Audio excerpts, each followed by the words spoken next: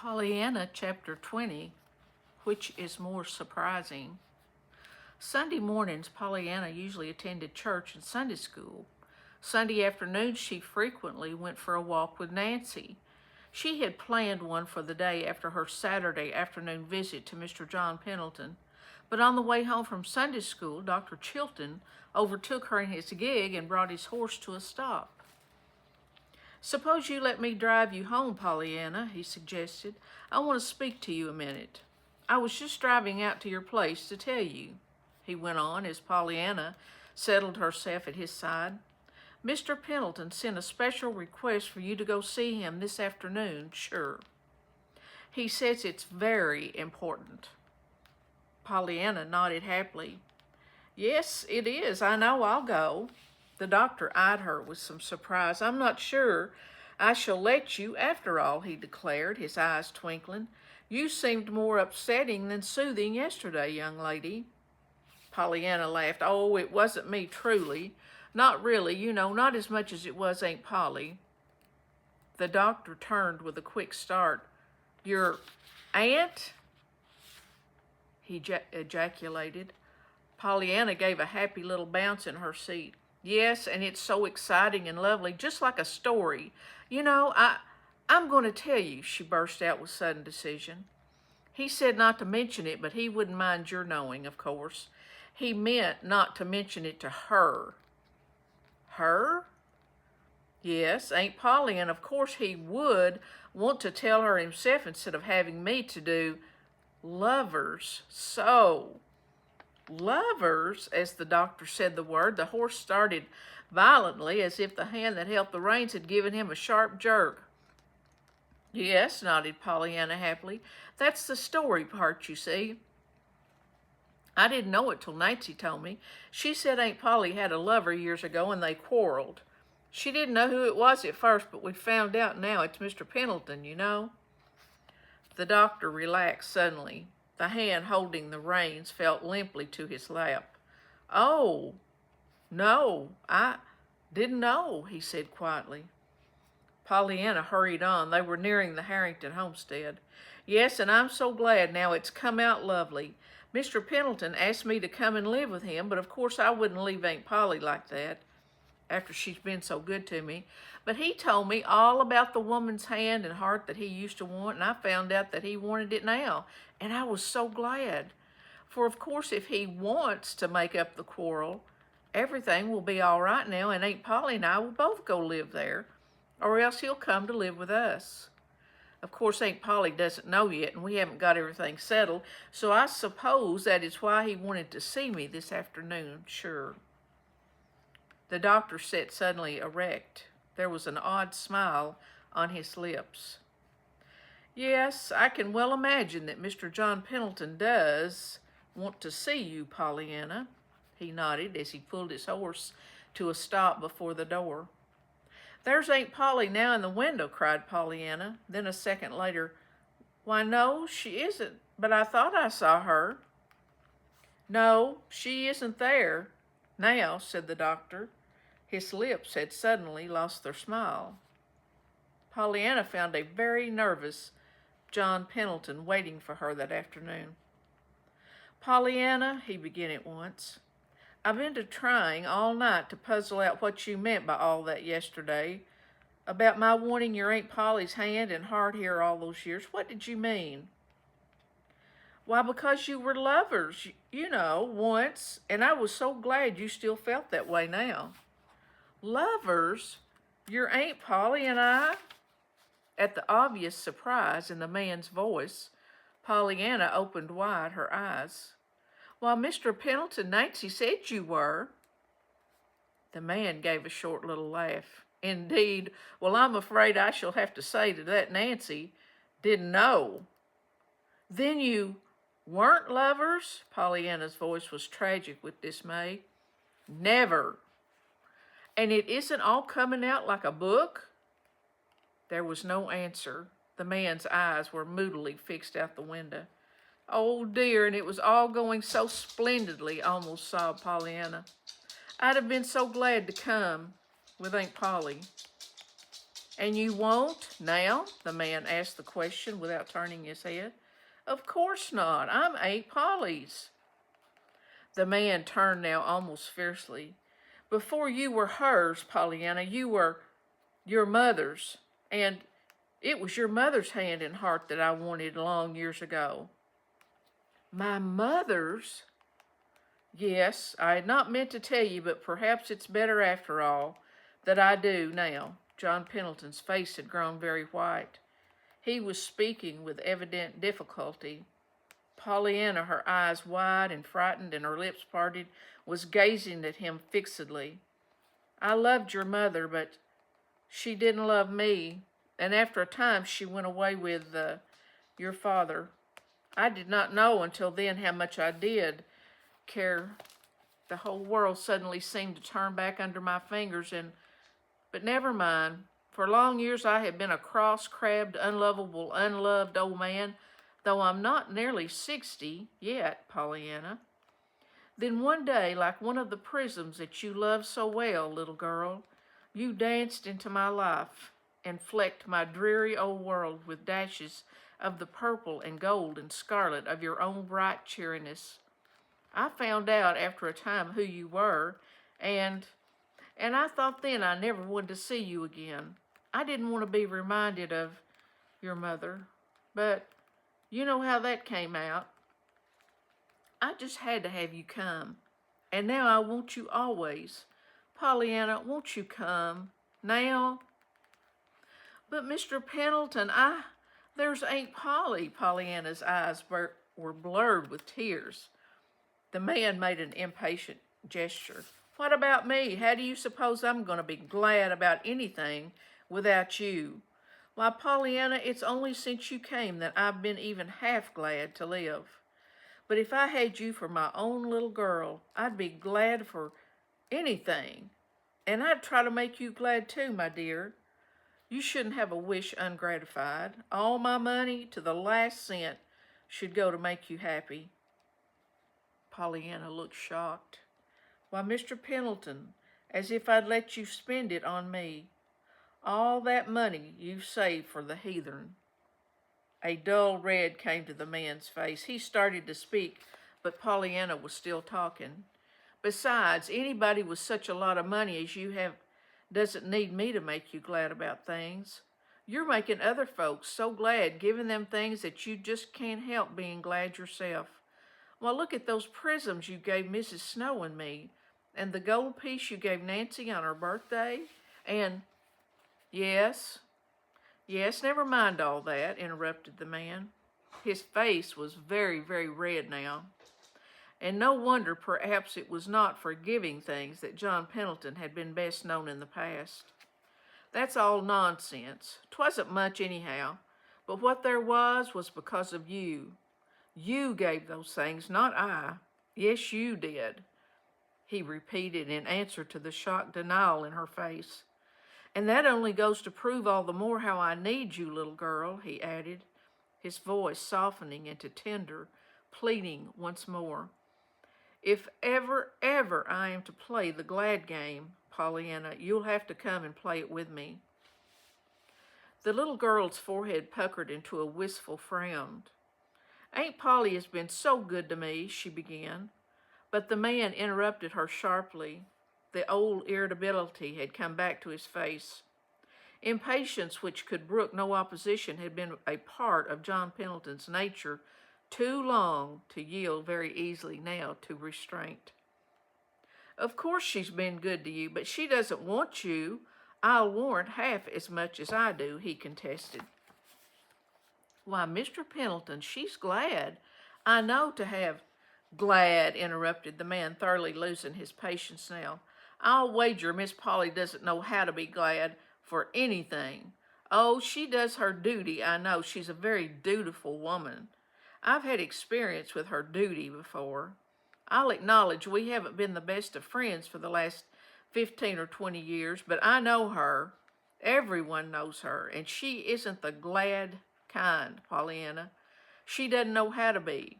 As for your coming to me, you just ask her and see if she won't let you come. And oh, little girl, I want you so, he finished brokenly. Pollyanna rose to her feet with a long sigh.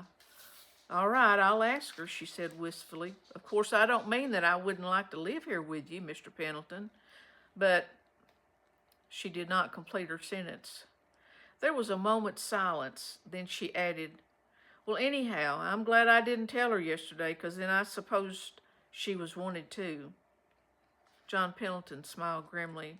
Why, yes, Pollyanna, I guess it is just as well you didn't mention it yesterday. I didn't, only to the doctor, and of course he doesn't count. The doctor, cried John Pendleton, turning quickly. Not Dr. Chilton. Yes, when he came to tell me you wanted to see me today, you know. Well, of all the, muttered the man, falling back in his chair. Then he sat up with sudden interest. And what did Dr. Chilton say? He asked. Pollyanna frowned thoughtfully. Well, I don't remember, not much, I reckon. Oh, he did say he could well imagine you did want to see me. Oh, did he indeed, answered John Pendleton, and Pollyanna wondered why he gave that sudden, queer little laugh. Chapter 21, A Question Answered. The sky was darkening fast with what appeared to be an approaching thunder shower when Pollyanna hurried down the hill from John Pendleton's house. Halfway home she met Nancy with an umbrella. By that time, however, the clouds had shifted their position and the shower was not so intimate. Guess it's going round to the north, announced Nancy, eyeing the sky critically. I thought 'twas all the same, but Miss Polly wanted me to come with this. She was worried about ye. Was she? Murmured Pollyanna, abstractedly eyeing the clouds in her turn. Nancy sniffed a little. You don't seem to notice what I said, she observed aggrievedly. I said your aunt was worried about ye. Oh, sighed Pollyanna, remembering suddenly the question she was so soon to ask her aunt. I'm sorry, I didn't mean to scare her. Well, I'm glad, retorted Nancy unexpectedly. I am. Pollyanna stared. Glad that Aunt Polly was scared about me? Why, Nancy, that isn't the way to play the game, to be glad for things like that, she objected. There wasn't no game in it, retorted Nancy. Never thought of it. You don't seem to sense what it means to have Miss Polly worried about you, child. Why, it means worried, and worried is horrid to feel, maintained Pollyanna. What else can it mean? Nancy tossed her head. Well, I'll tell you what it means. It means she's at last getting down somewheres near human, like folks, and that she ain't just doing her duty by ye all the time. Why, Nancy, demurred the scandalized Pollyanna. Aunt Polly always does her duty. She's a very dutiful woman. Unconsciously, Pollyanna repeated John Pendleton's words of half an hour before. Nancy chuckled. You're right, she is, and she always was, I guess, but she's something more. Now, since you're here. Pollyanna's face changed. Her brows drew into a troubled frown. There, that's what I was going to ask you, Nancy, she sighed. Do you think Aunt Polly likes to have me here? Would you mind if I wasn't here anymore? Nancy threw a quick look into the little girl's absorbed face. She had expected to be asked this question long before, and she had dreaded it. She had wondered how she should answer it, how she could answer it honestly without cruelly hurting the questioner. But now, in the face of the new suspicions that had become convictions by the afternoon's umbrella sending, Nancy only welcomed the question with open arms. She was sure that with a clean conscience today, she could set the love-hungry little girl's heart at rest. Like to have you here? Would she miss you if you weren't here? Cried Nancy indignantly. As if that wasn't just what I was telling you of. Didn't she send me post-haste with an umbrella because she sees a little cloud in the sky? Didn't she make me tote her things all downstairs so you could have the pretty room you wanted? Why, Miss Pollyanna, when you remember how at first she hated to have With a choking cough, Nancy pulled herself up just in time. "And it ain't just things I can put my fingers on, neither," rushed on Nancy breathlessly. "It's little ways she has that shows how you've been softening her up and mellowing her down. The cat and the dog and the way she speaks to me and, oh, lots of things. Why, Miss Pollyanna, there ain't no telling how she'd miss you if you weren't here," finished Nancy, speaking with an enthusiastic certainty that was meant to hide the perilous admission that she almost made before. Even then, she was not quite prepared for the sudden joy that illuminated Pollyanna's face. "Oh, Nancy, I'm so glad. You don't know how glad I am that Aunt Polly wants me." "As if I'd leave her now," thought Pollyanna as she climbed the stairs to her room a little later. "I always knew I wanted to live with Aunt Polly, but I reckon maybe I didn't know quite how much I wanted Aunt Polly to want to live with me." The task of telling John Pendleton of her decision would not be an easy one. Pollyanna knew, and she dreaded it. She was very fond of John Pendleton, and she was very sorry for him because he seemed to be so sorry for himself. She was sorry, too, for the long, lonely life that had made him so unhappy, and she was grieved that it had been because of her mother that he had spent those dreary years. She pictured the great gray house as it would be after its master was well again, with its silent rooms, its littered floors, its disordered desk, and her heart ached for his loneliness. She wished that somewhere someone might be found who, and it was at this point that she sprang to her feet with a little cry of joy at the thought that had come to her.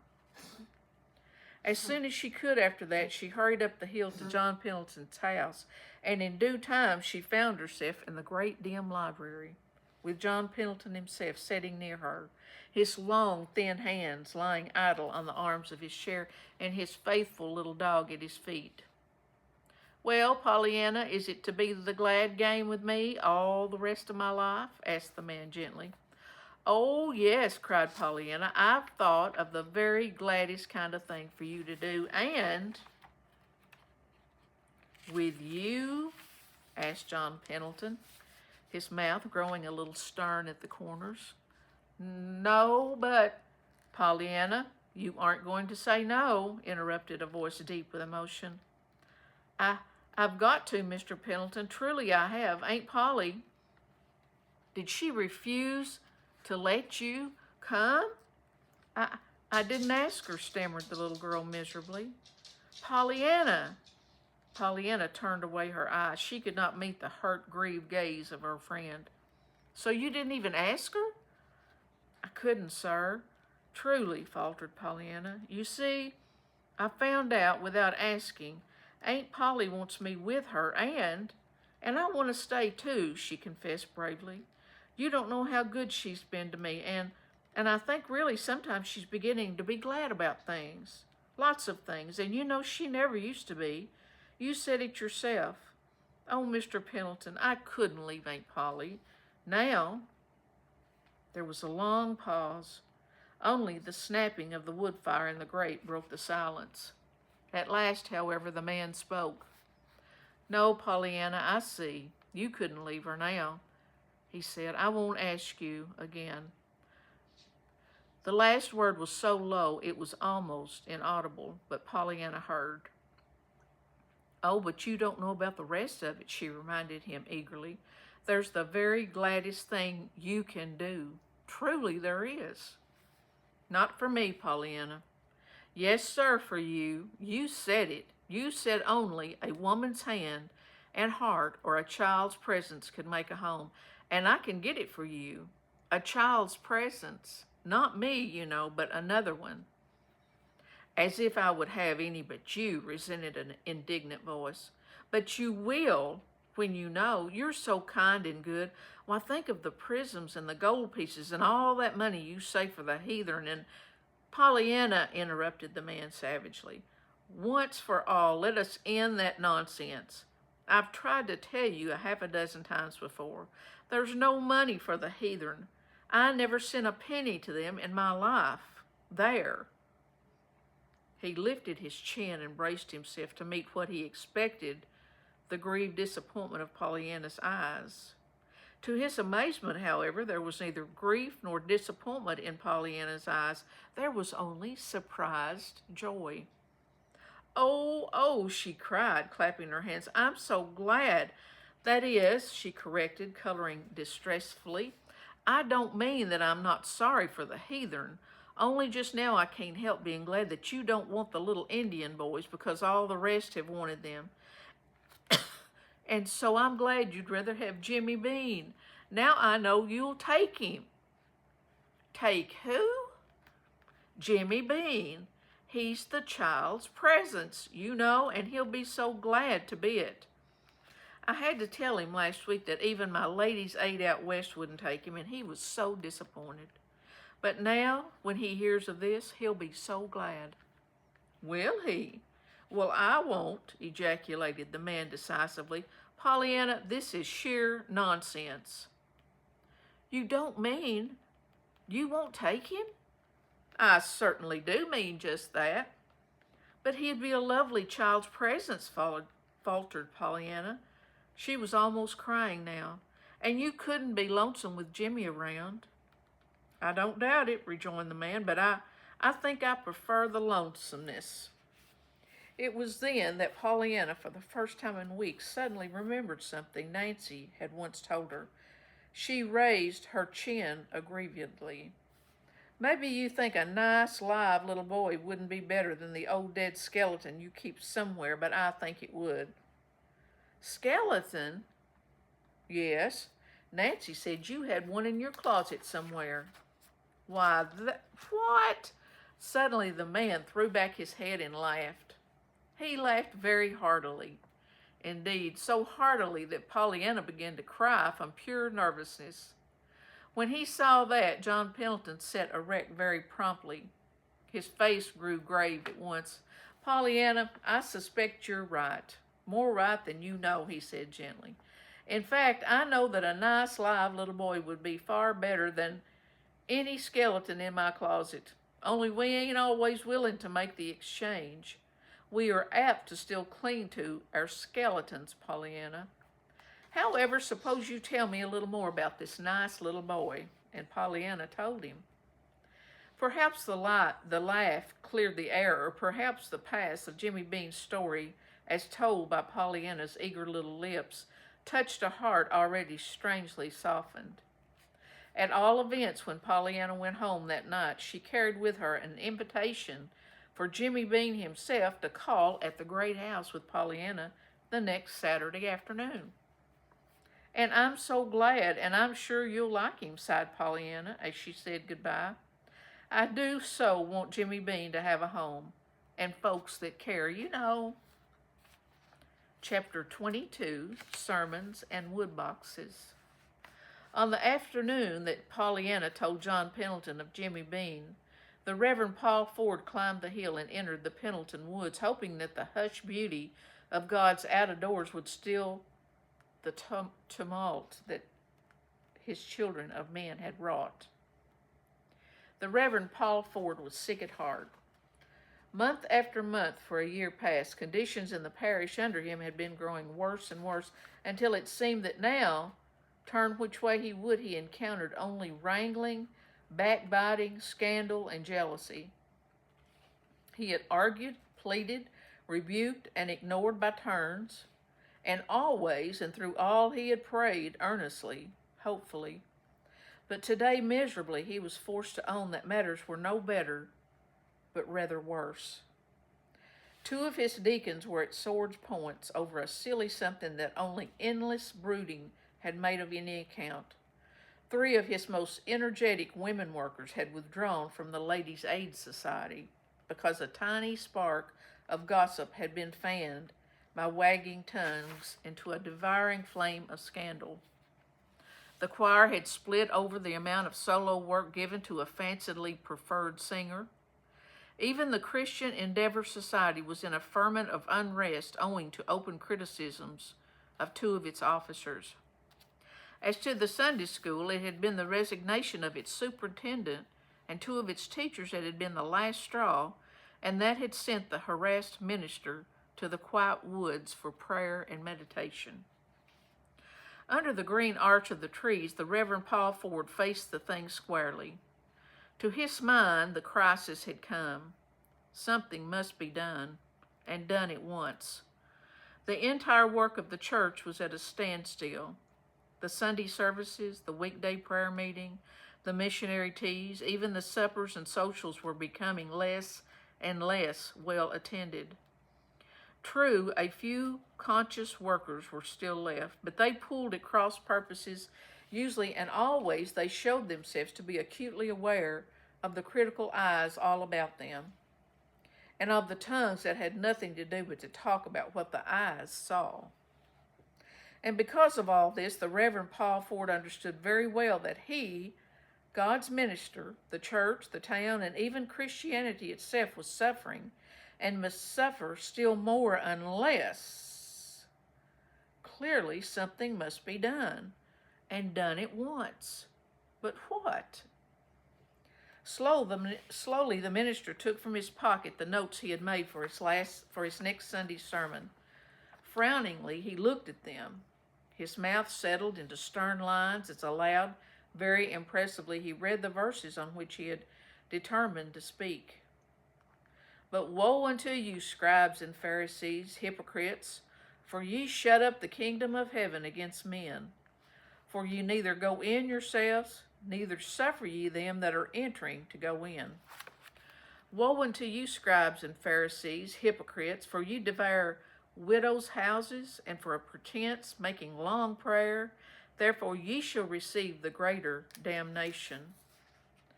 Woe unto you, scribes and Pharisees, hypocrites, for you pay tithe of mint and anise and cumin, and have omitted the weightier matters of the law, judgment, mercy, and faith. These ought ye to have done, and not to leave the other undone. It was a bitter denunciation. In the green aisles of the woods, the minister's deep voice rang out with scathing effect. Even the birds and squirrels seemed hushed in awed silence. It brought to the minister a vivid realization of how those words would sound the next Sunday when he should utter them before his people in the sacred hush of the church. His people. They were his people. Could he do it? Dare he do it? Dare he not do it? It was a fearful denunciation, even without the words that would follow. His own words. He had prayed and prayed. He had pleaded earnestly for help, for guidance. He longed, oh how earnestly he longed, to take now in this crisis the right step. But was this the right step? Slowly the minister folded the papers and thrust them back into his pocket. Then with a sigh that was almost a moan, he flung himself down at the foot of a tree and covered his face with his hands. It was there that Pollyanna, on her way home from the Pendleton house, found him. With a little cry, she ran forward. Oh, Mr. Ford, you haven't broken your leg or anything, have you?" she gasped. The minister dropped his hands and looked up quickly. He tried to smile. "No, dear. No, indeed. I'm just resting." "Oh," sighed Pollyanna, falling back a little. "That's all right then. You see, Mr. Pendleton had broken his leg when I found him. But he was lying down, though, and you're sitting up." "Yes, I'm sitting up, and I haven't broken anything that doctors can mend." The last words were very slow, but Pollyanna heard them. A swift change crossed her face. Her eyes glowed with tender sympathy. "I know what you mean. Sometimes plagues you. Something plagues you. Father used to feel like that lots of times. I reckon ministers do, most generally. You see, there's such a lot depends on 'em somehow." The Reverend Paul Ford turned a little wonderingly. "Was your father a minister, Pollyanna?" "Yes, sir. Didn't you know? I suppose everybody knew that. He married Aunt Polly's sister, and she was my mother." "Oh, I understand. But you see, I haven't been here many years, so I don't know all the family histories." "Yes, sir. No, sir," smiled Pollyanna. There was a long pause. The minister, still sitting at the foot of the tree, appeared to have forgotten Pollyanna's presence. He had pulled some papers from his pocket and unfolded them, but he was not looking at them. He was gazing instead at a leaf on the ground a little distance away, and it was not even a pretty leaf. It was brown and dead. Pollyanna, looking at him, felt vaguely sorry for him. It's a nice day," she began hopefully. For a moment there was no answer. Then the minister looked up with a start. "What? Oh, yes, it's a very nice day." "And 'tisn't cold at all either, even if it 'tis October," observed Pollyanna, still more hopefully. "Mr. Pendleton had a fire, but he said he didn't need it. It was just to look at. I like to look at fires, don't you?" There was no reply this time, though Pollyanna waited patiently before she tried again by a new route. "Do you like being a minister?"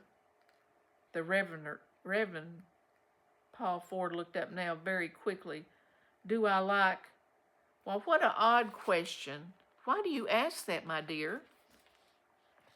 "Nothing, only the way you looked, it made me think of my father. He used to look like that sometimes." "Did he?" The minister's voice was polite, but his eyes had gone back to the dried leaf on the ground. "Yes, and I used to ask him, just as I did you, if he was glad he was a minister." The man under the tree smiled a little sadly. What did he say?" "Oh, he always said he was, of course, but most always he said, too, that he wouldn't stay a minister a minute if 'twasn't for the rejoicing texts." "The what?" The Reverend Paul Ford's eyes left the leaf and gazed wonderingly into Pollyanna's merry little face. "Oh, well, that's what Father used to call 'em," she laughed. "Of course the Bible didn't name 'em that, but it's all those that begin with 'Be glad in the Lord,' or 'Rejoice greatly,' or 'Shout for joy,' and all that, you know, such a lot of 'em. Once when Father felt especially bad, he counted 'em. There were 800 of 'em. 800? Yes, that told you to rejoice and be glad. You know, that's why Father named 'em the rejoicing text." "Oh." There was an odd look on the minister's face. His eyes had fallen to the words on top of the paper in his hands. "But woe unto you, scribes and Pharisees, hypocrites!" "And so your father liked those rejoicing texts?" he murmured. "Oh, yes," nodded Pollyanna emphatically. "He said he felt better right away, that the first day he thought to count 'em, he said if God took the trouble to tell us 800 times to be glad and rejoice, he must want us to do it too. Some. And Father felt ashamed that he hadn't done it more. After that, they got to be such a comfort to him, you know, when things went wrong with the ladies' aiders got to fight. I mean, when they didn't agree about something," corrected Pollyanna hastily. "Why, it was those texts, too, Father said, and that made him think of the game he began with me on the crutches, but he said 'twas the rejoicing text that started him on it." "And what game might that be?" asked the minister. "About finding something in everything to be glad about, you know. As I said, he began with me on the crutches." And once more Pollyanna told her story, this time to a man who listened with tender eyes and understanding ears. A little later, Pollyanna and the minister descended the hill hand in hand. Pollyanna's face was radiant. Pollyanna loved to talk, and she had been talking now for some time. There seemed to be so many things about the game, her father, and the old home life that the minister wanted to know. At the foot of the hill, their ways parted, and Pollyanna down one road and the minister down another, walking alone. In the Reverend Paul Ford's study that evening, the minister sat thinking. Near him on the desk lay a few loose sheets of paper and his sermon notes. Under the suspended pencil in his fingers lay other sheets of paper, blank, his sermon to be. But the minister was not thinking of what he had written or what he intended to write. In his imagination, he was far away in a little western town with a missionary minister who was poor, sick, worried, and almost alone in the world. but who was poring over the Bible to find out how many times his Lord and Master had told him to rejoice and be glad. After a time, with a long sigh, the Reverend Paul Ford aroused himself, came back from the far western town, and adjusted the sheets of paper under his hand. Matthew 23rd, verses 13, 14, and 23, he wrote. Then with a gesture of impatience, he dropped his pencil and pulled towards him a magazine left on the desk by his wife a few minutes before. Listlessly, his tired eyes turned from paragraph to paragraph until these words arrested him. A father one day said to his son, Tom, who he knew had refused to fill his mother's woodbox that morning, Tom, I'm sure you'll be glad to go and bring in some wood for your mother. And without a word, Tom went. Why? Just because his father showed so plainly that he expected him to do the right thing. Suppose he had said, Tom, I overheard what you said to your mother this morning, and I'm ashamed of you. Go at once and fill that wood box. I'll warrant that wood box would be empty yet, so far as Tom was concerned. On and on read the minister, a word here, a line there, a paragraph somewhere else. What men and women need is encouragement. Their natural resisting powers should be strengthened, not weakened. Instead of always harping on a man's fault, tell him of his virtues. Try to pull him out of his rut of bad habits. Hold up to him his better self, his real self that can dare and do and win out. The influence of a beautiful, helpful, hopeful character is contagious and may revolutionize a whole town. People radiate what is in their minds and in their hearts. If a man feels kindly and obliging, his neighbors will feel that way too before long.